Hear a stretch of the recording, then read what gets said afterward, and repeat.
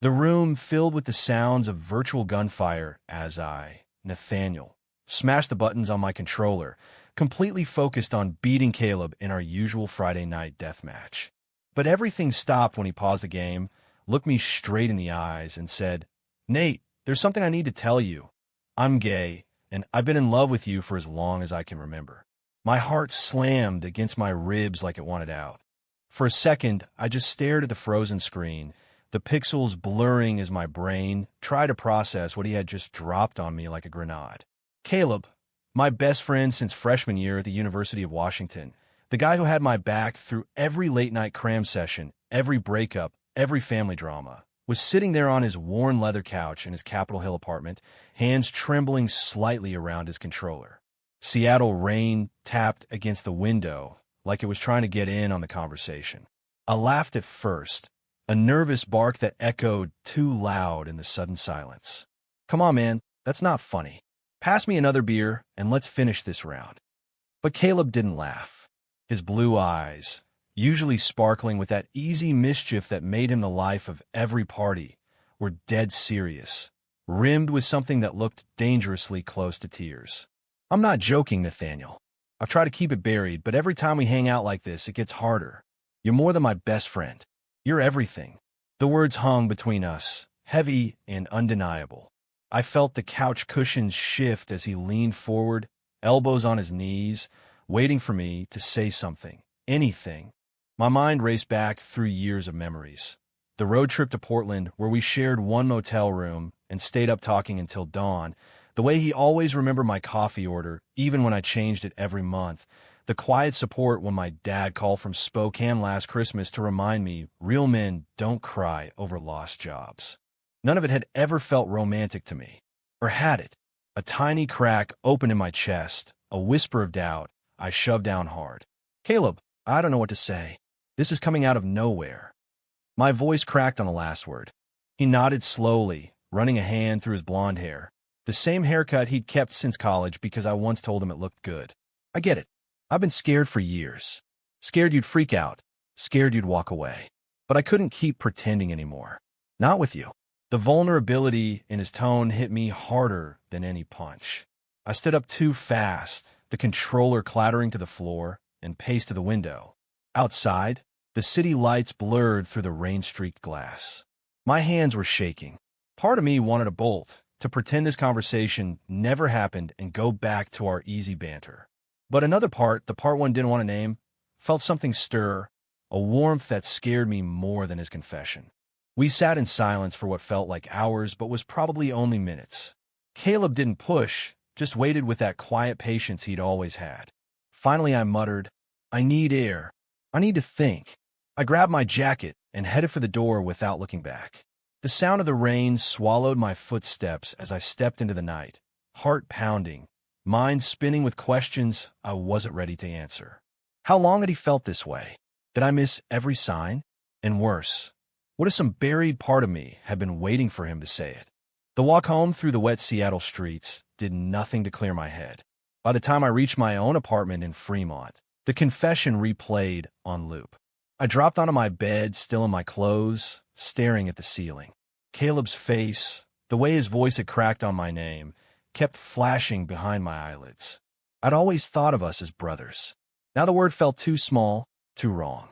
Sleep didn't come easy that night, and when it finally did, it brought dreams of controllers and confessions and a future I couldn't quite see. Morning light filtered through my blinds, but the weight on my chest hadn't lifted. I grabbed my phone and saw 3 missed texts from Caleb. "I'm sorry if I ruined everything. Take all the time you need. I'm still your friend, no matter what." Each one twisted something inside me. I typed a reply, deleted it, typed again. Nothing felt right. Instead, I called my sister Emily in Spokane, the only person I trusted with something this big. She picked up on the second ring, her voice bright until she heard my tone. "Nate, what's wrong?" I spilled it all, the words tumbling out in a rush. When I finished, the line went quiet for a long moment. "Wow," she said finally. "That's a lot. How do you feel?" I didn't have an answer. That was the problem. I felt everything and nothing at once. Shock, confusion, a strange flicker of possibility I was terrified to examine. Emily sighed softly. Look, you don't have to figure it out today. But don't ghost him. Caleb's been part of your life forever. Whatever happens next, that matters. Her words lingered long after we hung up. By afternoon, I still hadn't replied to Caleb. Instead, I threw myself into work, coding at my desk for the tech startup downtown, but lines of script blurred into memories of game nights and shared laughs. My boss noticed my distraction and sent me home early. Back in my apartment, I finally opened our text thread. My fingers hovered. Hey, I typed. We should talk. Not tonight. Soon. I hit send before I could overthink it. The reply came almost instantly. Whenever you're ready. I'm here. Simple. Steady. Caleb. That night, I replayed every moment of our friendship in my head, searching for clues I might have missed. The way he always chose the seat next to me at group dinners. The protective edge in his voice when guys at the bar got too friendly with me. The quiet way he'd listen when I ranted about my parents' expectations. Had it always been there, right in front of me? The thought made my stomach twist. I wasn't ready to name what I was feeling, but ignoring it was becoming impossible. Sleep came in fits, and when I woke Sunday morning, one thing was clear. Our friendship had already changed. The only question left was whether I had the courage to see where the change might lead. Monday dragged like wet concrete. I sat in my cubicle staring at lines of code that refused to make sense, my mind replaying Caleb's confession on an endless loop. Every notification on my phone made my pulse jump, but none were from him. He was giving me space, just like he promised. Part of me hated how thoughtful that was. The other part wondered why his patience felt like a lifeline I didn't deserve. By lunch, I couldn't take it anymore. I grabbed my jacket and headed to the rooftop terrace, the gray Seattle sky pressing down like it understood my mood. I called Emily again. Still processing? She asked gently. I told her about the texts, the silence, the way my chest tightened every time I thought about facing him. Nate, you know Mom and Dad are going to lose it if this goes anywhere, right? She didn't have to elaborate. Our parents in Spokane had raised us on church potlucks and lectures about traditional values. Dad still used words like man up without irony. Coming out, even thinking about coming out, felt like stepping off a cliff with no parachute. I'm not saying I'm gay. I snapped, then immediately regretted the sharpness. Emily just waited. I don't know what I am, I admitted finally. That's the scary part. Back at my desk, the afternoon crawled. My coworker, Jake, noticed my distraction and clapped me on the shoulder. Dude, you look like you haven't slept. Gaming too hard again. I forced a laugh and changed the subject. If only it were that simple. By 5, I was on the light rail heading home, earbuds in, but music off, just staring at my reflection in the window. Caleb's apartment was only 2 stops away. I almost got off. Almost. Instead, I rode all the way to Fremont and spent the evening cleaning my already clean kitchen, anything to keep my hands busy. Tuesday brought rain and a text from Caleb. No pressure, but I miss our game nights. Coffee this week. I stared at the message for 10 minutes before replying. Thursday after work? His answer was immediate and warm. Perfect. Same place. The usual cafe near his building, the one where we'd spent countless afternoons arguing over which indie band was better. Thursday felt both too soon and not soon enough. Work dragged again, but this time the distraction came with a different flavor. Anticipation mixed with dread. When 5 o'clock hit, I changed shirts twice before settling on the gray hoodie he'd once borrowed and never returned. The walk to the cafe felt longer than usual. Caleb was already there, nursing a black coffee at our corner table, his blonde hair slightly damp from the drizzle. He looked up when I walked in, and the smile that broke across his face was cautious but real. Hey, he said, standing like he wasn't sure if a hug was still allowed. I pulled him into a quick one anyway, the familiar scent of his cologne hitting me harder than expected. We sat, and the conversation started safe, work, the new expansion for our favorite game, the Mariners' losing streak. But underneath, every word hummed the unspoken. Finally, I set my latte down. I've been thinking nonstop since Friday. About what you said. Caleb nodded, eyes steady on mine. I figured. And I meant it, Nate. No expectations. If you want things to stay exactly like they were, I'll respect that. His voice was steady, but I caught the slight tremble in his fingers around the mug. Something inside me cracked open. It's not that simple. I keep replaying everything. The road trips, the late nights I never saw it, but now I can't unsee it. And the scariest part? Part of me wonders if maybe I felt something too and just never let myself admit it. The words were out before I could stop them. Caleb's eyes widened slightly, hope flickering there like a candle in wind. You don't have to label anything today, he said softly. We can figure out together. Or not. Your call. We talked for 2 hours. Not about labels or futures, but about fears and memories and the relief of finally being honest. When we left the cafe, the rain had stopped, and the city lights reflected off wet pavement like scattered stars. Walking beside him felt different, charged but comfortable. At the corner where our paths split, he paused. Thanks for coming. Means more than you know. I nodded, throat tight. See you Friday for games? The question felt like a bridge. He grinned. Wouldn't miss it. That night, I lay awake again, but the panic had softened into something warmer. Caleb's honesty had forced me to look at myself, and for the first time the reflection didn't terrify me completely. Still, the weight of what came next pressed in, telling family, facing friends, navigating a world that wasn't always kind. For now, though, I had a Friday night to look forward to, and that felt like enough. Wednesday blurred past in meetings and deadlines. I caught myself smiling at random moments, remembering Caleb's laugh from the cafe. My sister texted checking in. Any updates? I sent back a thumbs-up emoji, not ready to explain the shift I felt. By Thursday evening, the anticipation had turned into quiet excitement. I showed up at Caleb's with a new game we'd been waiting for and a six-pack of his favorite IPA. He opened the door wearing the hoodie I'd lent him months ago, and something in my chest flipped. We set up like always, but the energy was different, lighter, somehow. Midway through the first round, he paused the game again, but this time his smile was soft. Whatever happens, I'm glad we're still us. I met his eyes, and for the first time didn't look away. Me too. The words carried more weight than either of us said out loud. We played until midnight, trash-talking and laughing like old times, but every shared glance carried new meaning. When I left, the hug lingered a second longer.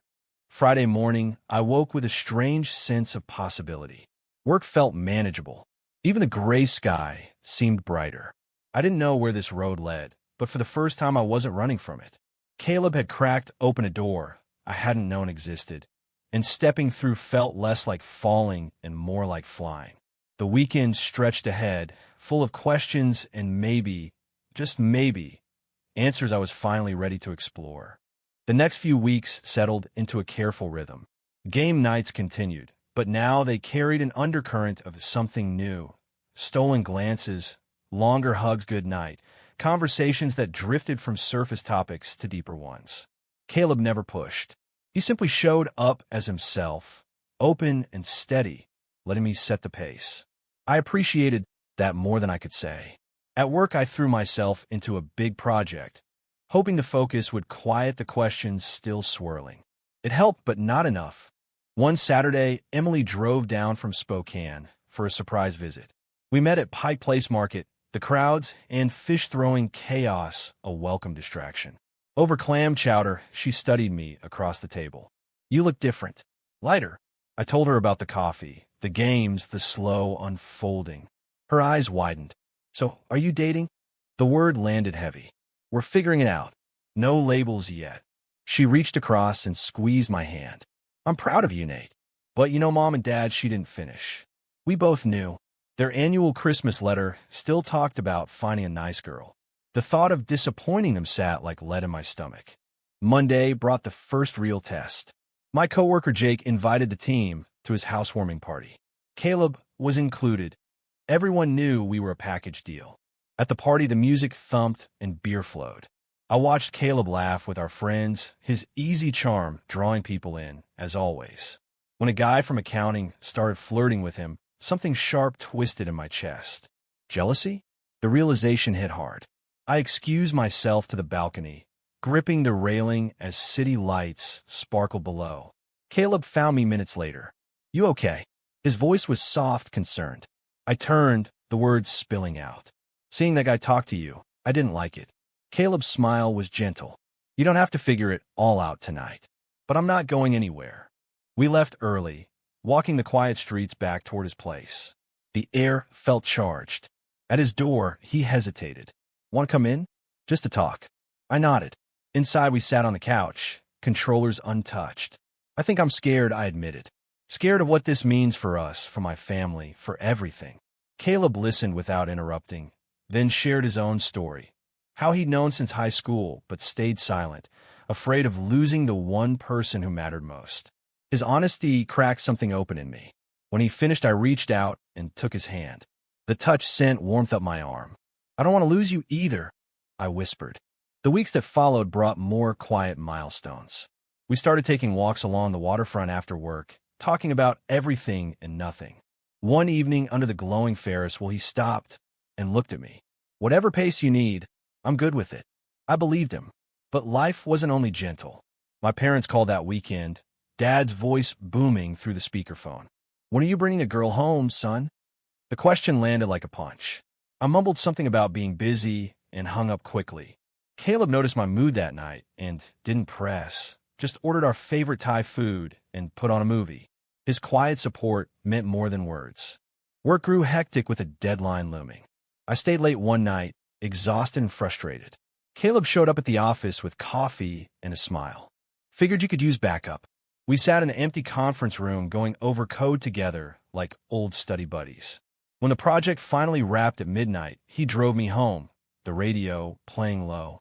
In front of my building, he cut the engine. Proud of you, he said simply. The sincerity in his voice made my throat tight.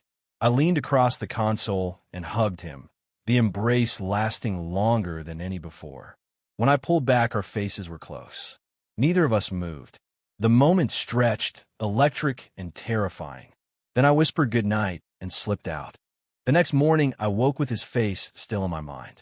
I texted him before coffee. Last night meant something. His reply came fast. It did for me, too. That simple exchange carried me through the day. But doubt still crept in at night.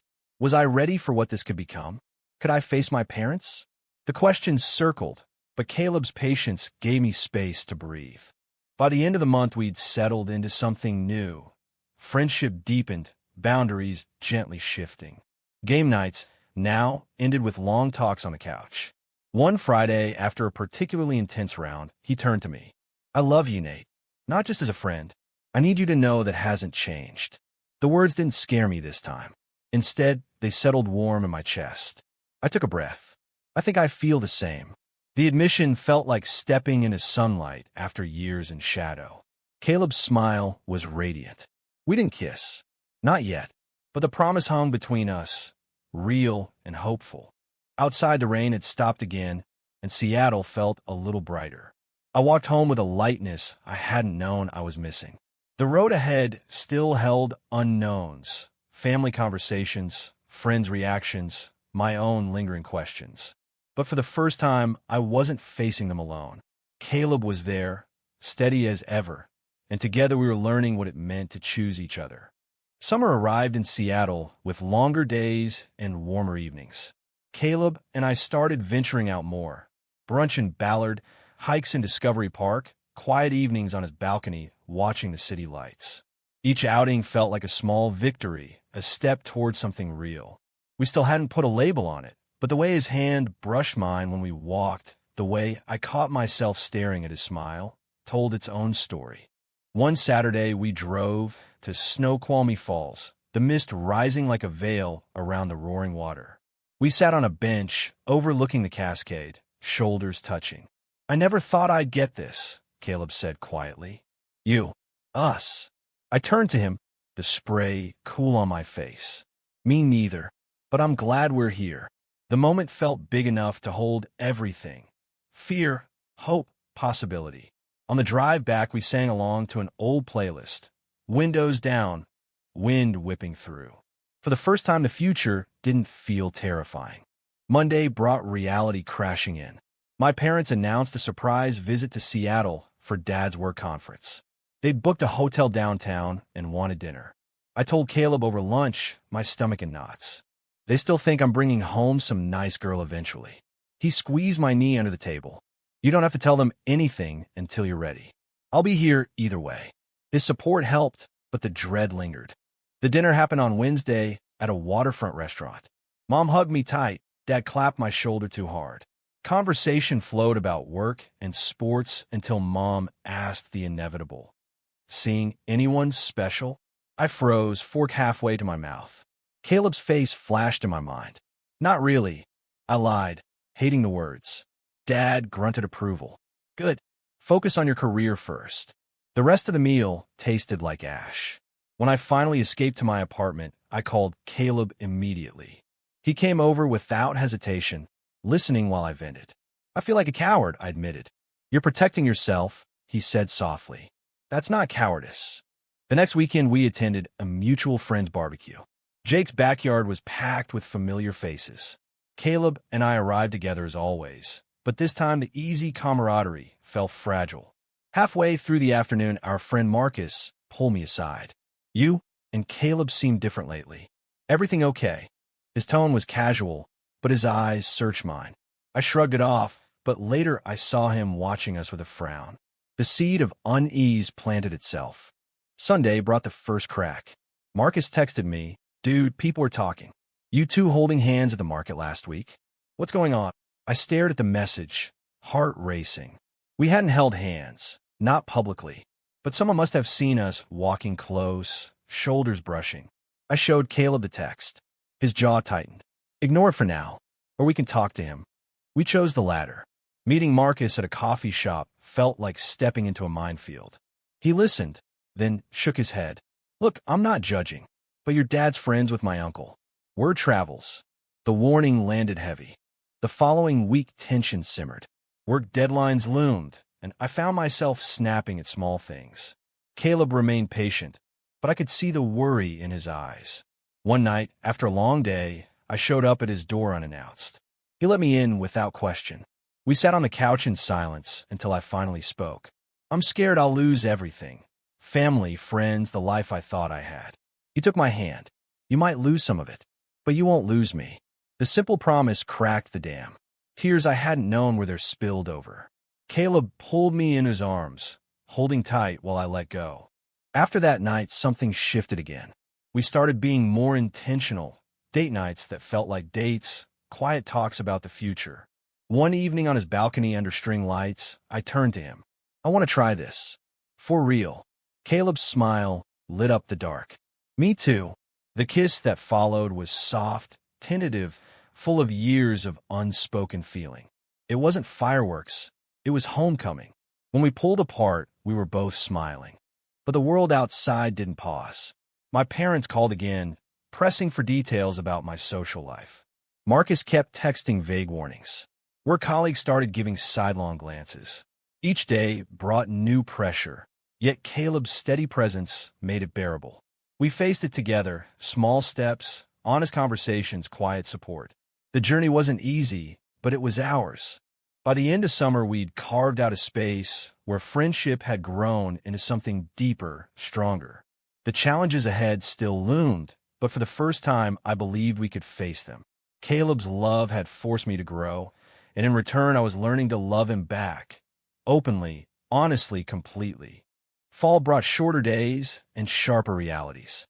Leaves turned gold along the boulevards as Caleb and I navigated the new territory of being together while still protecting the fragile peace we'd built.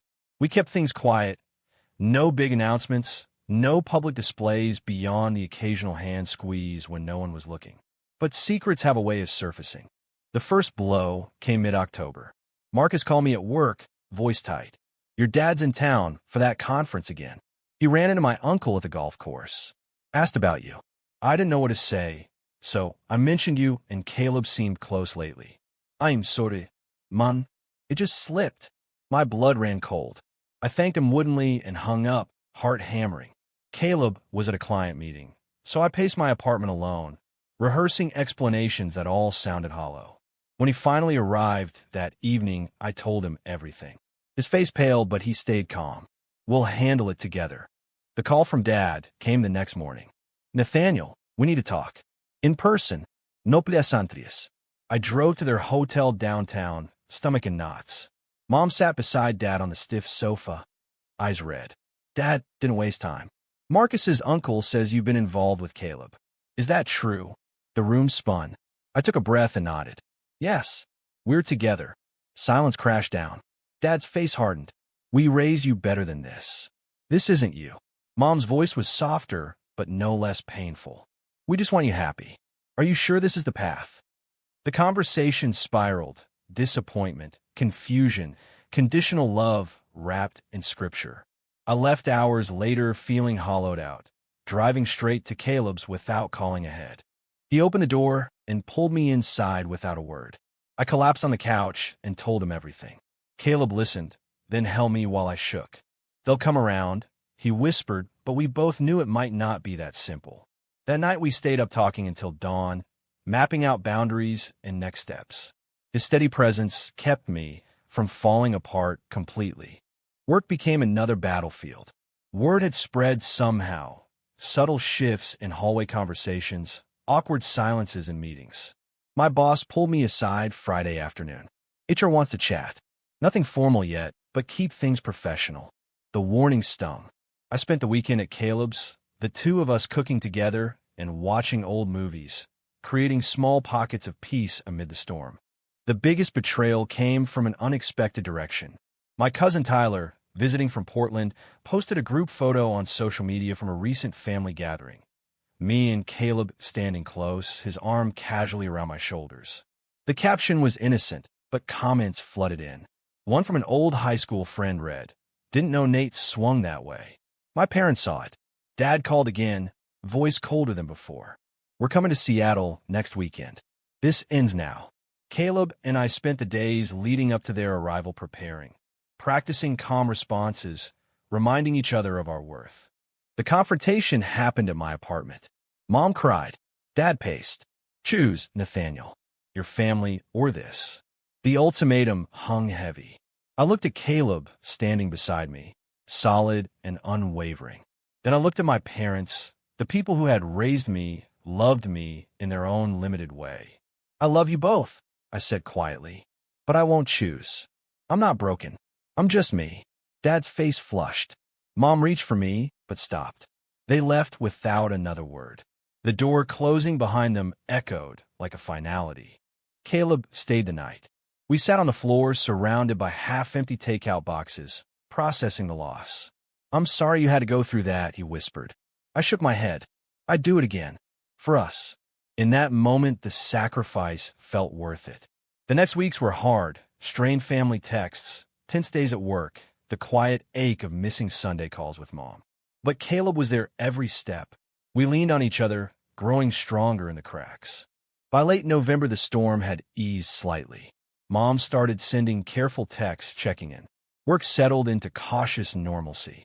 Caleb and I hosted our first small Thanksgiving. Just the two of us, a simple meal and gratitude for the journey that had brought us here. Looking across the table at him, I realized the biggest growth wasn't surviving the conflicts. It was learning I could choose love without losing myself. Winter settled over Seattle with soft snow and twinkling lights along the waterfront. Caleb and I had weathered the hardest season of our lives and emerged steadier, more certain.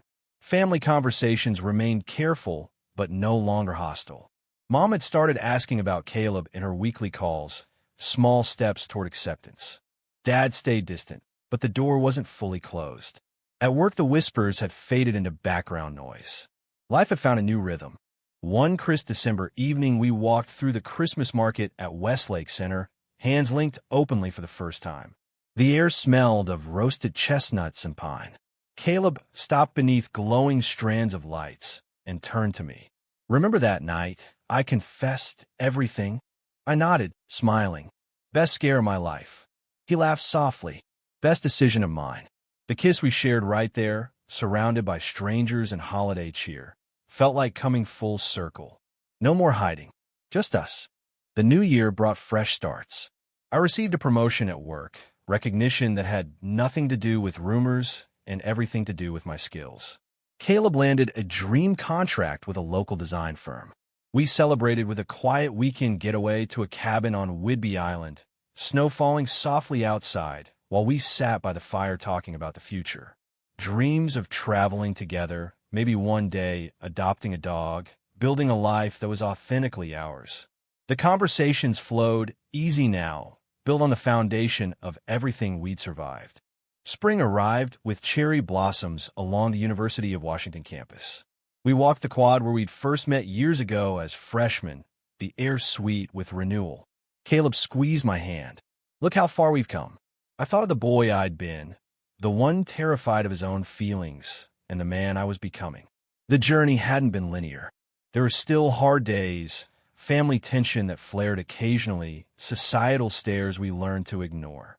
But each challenge had shaped us, teaching resilience and the courage to choose love every single day.